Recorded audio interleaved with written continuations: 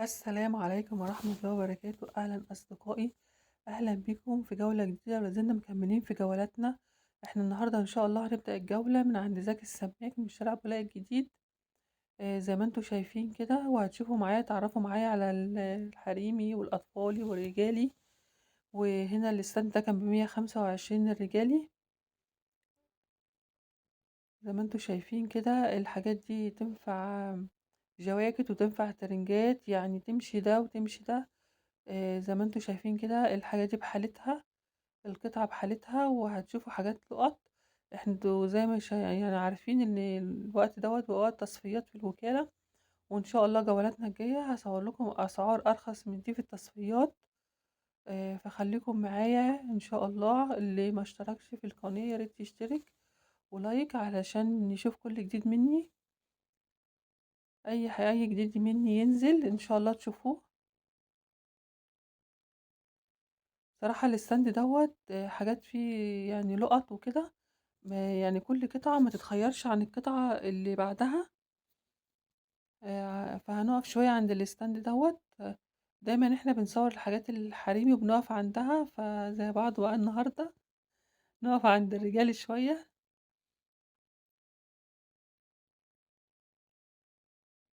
علشان ما فيش حد يزعل مننا يقولوا انتوا بتصوروا ليكم بس.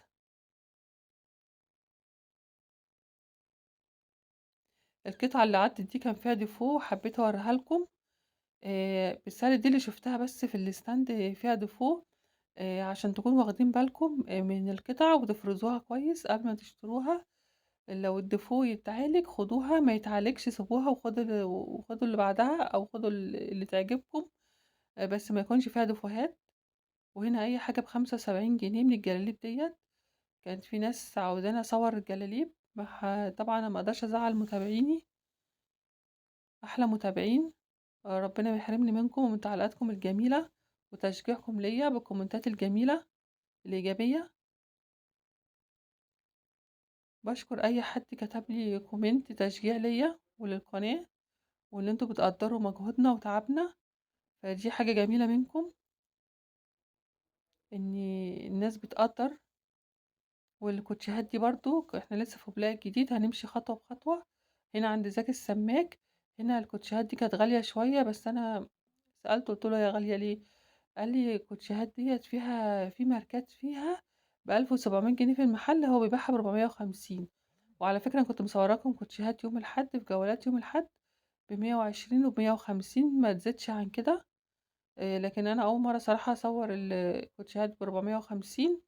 طبعا انتوا عارفين يعني على حسب الماتيريال وعلى حسب الماركات، ففيها حاجات يعني شديدة وكده. الكوتشيهات ديت للي يعني عنده صبر وكده وينقي منها. الحاجات دي جديدة مش مستعملة طبعا، مش بالرقم ده تبقى مستعملة، لا طبعا. الحاجات دي بتبقى ماركات، ممكن تكون بلد جاية من دول عربية، حاجة زي كده. وهنا شارع 26، هنا البنطلون كان ب200 جنيه الرجالي. بس عشان الستاند هنا بالتيكت ده الحاجات دي جديدة. بس عشان الستاند كان مليان طبعا ما شاء الله. ده مش يعتبر ستاند واحد، يعتبر ستاندات في ستاند واحد. ما شاء الله. اللي عاوز بناطيل ينزل شارع 26. قبل شركة الكهرباء كده هتلاقوا كذا حد بيبيع البناطيل الجينز الماركات ب100 وب200، 175، ما بتزيدش عن كده، أو 250. الحاجات دي كانت أرخص من كده، كنت بصورها ب120 جنيه البناطيل. انتوا عارفين طبعا الأسعار اللي احنا فيها، ربنا يرحمنا برحمته الواسعة. وهنا الستاند ده برضو كان جميل. هنا الستاند ده كان ب250. هتشوفوا الأسعار طالع ونازل. مش هتشوفوا سعر معين أو سعر محدد، لأ. زي ما أنا قلت لكم إن شاء الله هصور لكم بقى الأسعار الرخيصة، اللي هي 75 و65 والكلام ده كله في التصفيات. والجواكت، في جواكت هتلاقوها هصورها لكم ب100. فاستنونا إن شاء الله في سلسلة كبيرة من تصفيات في الوكالة قبل ما الشتاء يخلص وكده. وممكن يعني في حاجات الناس تشتريها كمان للعيد بأسعار مخفضة. عارفين طبعا كل حاجة رفعت جامد، فإن شاء الله هحاول على قد ما أقدر أجيب لكم الأسعار المخفضة على اساس يبقى متناول الجميع ومتناول كل ايد، لان لغاية دلوقتي يعني برضو مش كل الاستندات بتعمل تصفيات. هما لسه برضو شغالين في البلات، البلات ما شاء الله كتير، فهم لسه شغالين في شغل البلات. فشوية على التصفيات، هو في بقى يعني استندات ممكن تكون بدأت تصفيات، لكن مش كلها، مش كل الوكالة. وخصوصا ان طبعا ان شاء الله رمضان قرب والعيد، وممكن استندات تشد وكده، يعني على قد ما نقدر ان شاء الله هنجيب لكم اسعار التصفيات.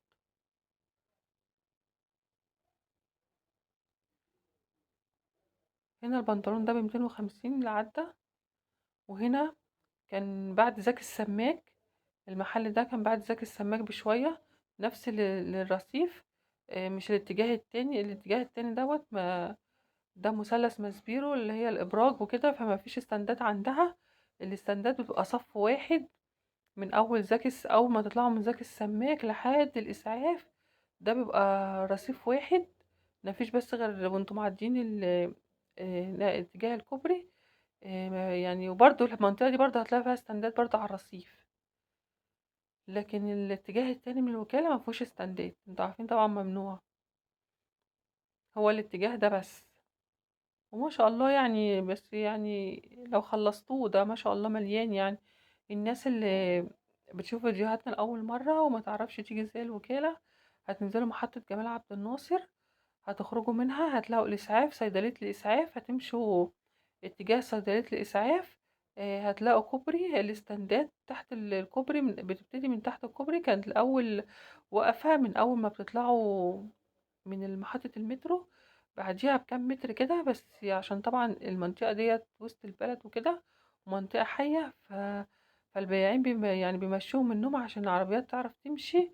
وفي عربيات برضو بتبقى واقفة، يعني بيستاهل الموقف بتاعهم وكده، فما كانش ينفع يقفوا يستمروا في المنطقة ديت، يقفوا فيها.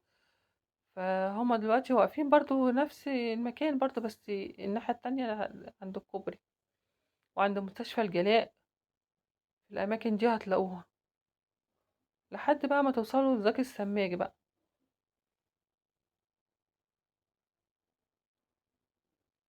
وهنا الكابوتينيه برضو هتلاقوه، برضو هتلاقي الكوخ، وهتلاقوا الصوف.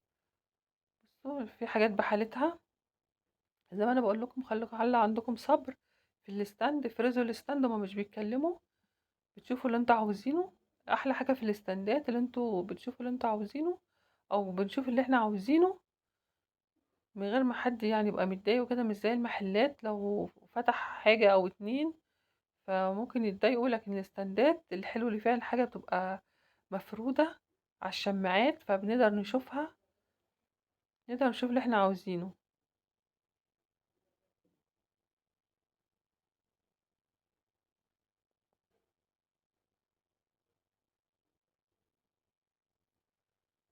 انا كنت مصوراكم مقاطع تانية بس مش عارفه صراحه راحت فين.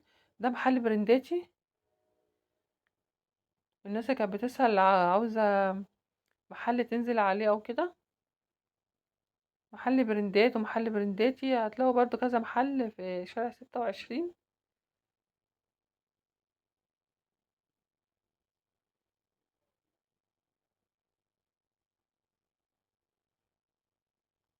كنت مصوراكم في شارع بولاق، بلاطي وجواكت، لكن صراحة المقطع ده مش عارفة راح فين، قعدت ادور عليه.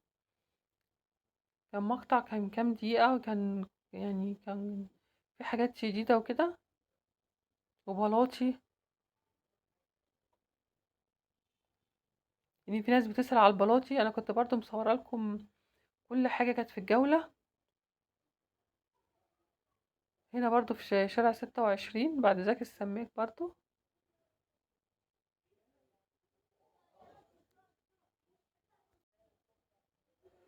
على فكرة الاستندات فيها حاجات لقط بجد. هنا المقطع ده شفتوه في أول الفيديو، هنا ده كان الأطفال اللي كان ب150 في شارع بولاق، هو كان غالي شوية. كان الستاند ده كان ب150.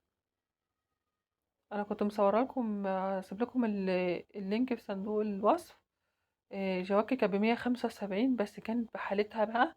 الجواكت دي أكتر من 600 700 جنيه. لو هتشتراها من المحل كانت ب175. كان واقف يوم الجمعة عند مستشفى الجلاء عند الباب. هتلاقوا استندين كده للأطفال. يا ريت اللي هيروح يوم الجمعة يبص بص على الاستندات دي هناك. صراحة كانت جواكت. أنا هسيب لكم اللينك وهتشوفوا الفيديو بنفسكم، وهتشكروني في التعليقات على الستاند اللي انا صورته دوت. بس يا رب يكون حاجات موجودة. يعني طبعا حاجات بتتباع، يعني حاجات تانية زيها. وهنا التيشيرتات دي، وهنا برضو الجواكت ديت كانت جميلة برضو، أطفالي برضو.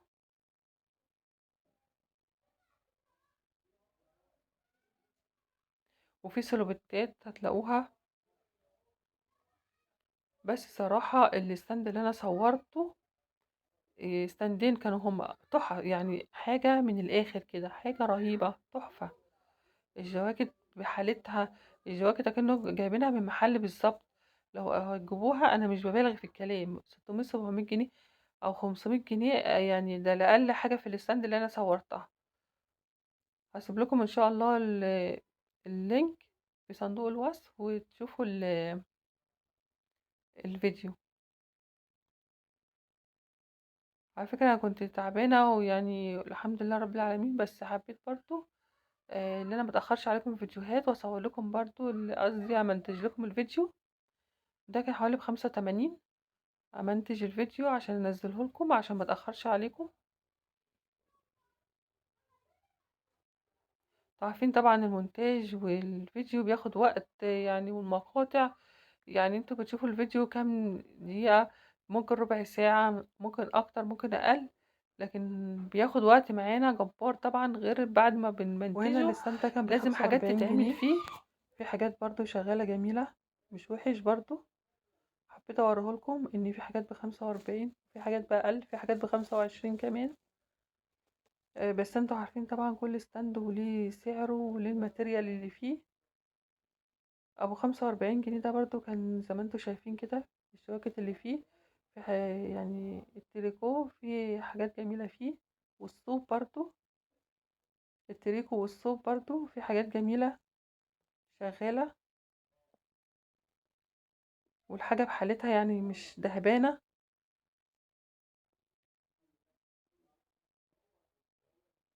طبعا في ستاندات كتيرة جدا، في ستاندات بتنفع ان احنا نشتري منها وستاندات لا. على حسب الحالة وكده. عشان في ناس بتقول الستاندات بتبقى دهبانة. طب ما اكيد طبعا كل مكان فيه كده وفيه كده. بيبقى كام ستاند، يعني في حاجات ما تنفعش يعني، او حاجات مثلا ممكن نشتريها تتلبس تحت جواكت، لكن ما تنفعش نمشي بيها. بتبقى ب25 ب20 30 ب35 في الرينج ده.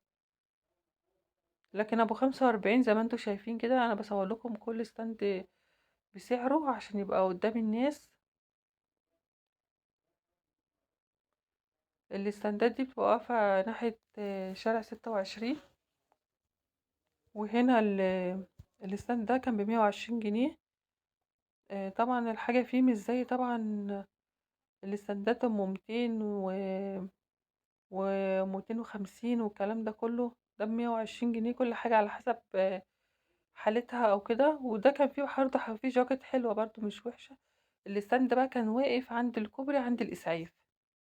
اللي انا بتكلم دلوقتي عليه كان واقف عند الإسعاف.